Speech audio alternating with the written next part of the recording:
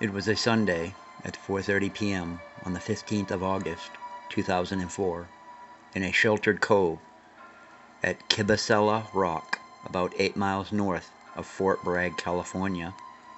50-year-old recreational fisherman Randall, with his friends Red and Cliff, were using a 20-foot Uniflight boat about 300 feet from shore to go abalone hunting. Randall and his friend Cliff were suited up and ready for the dive. Randall wore a hooded black and olive green camouflage two-piece sweatsuit, long black swim fins, and a yellow weight belt with black weights, black boots, and black gloves. Randall's friend Red stayed on board and fished for rockfish. That day, the air temperature was about 88 degrees Fahrenheit. Visibility in the cove was 10 to 15 feet.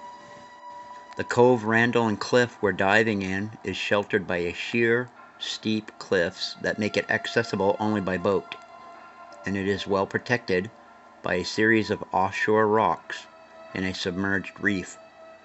The inshore area is very shallow, less than 10 feet, but deepens about 100 feet from shore. The bottom is covered with algae.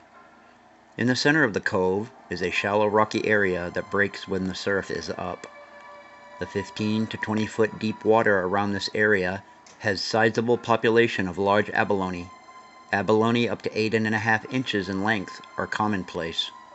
The two men were longtime friends and had dived together at this site in search of abalone for 30 years. Both were aware that the dive site was shark territory, but like many divers, they believed the chances of an encounter were minimal. At 150 feet from the boat and in 15 feet of water, they had been in the water for about 15 minutes, talking to one another on the surface, and then prepared to dive. Randall dived down first. Cliff was on the surface, looking down in the water, and about to follow Randall, who started his descent, when a great white shark swam between the two of them. As Randall was descending head first, with his hand close to his face mask and equalizing his ears, he was suddenly attacked by the shark. It was over in a matter of seconds.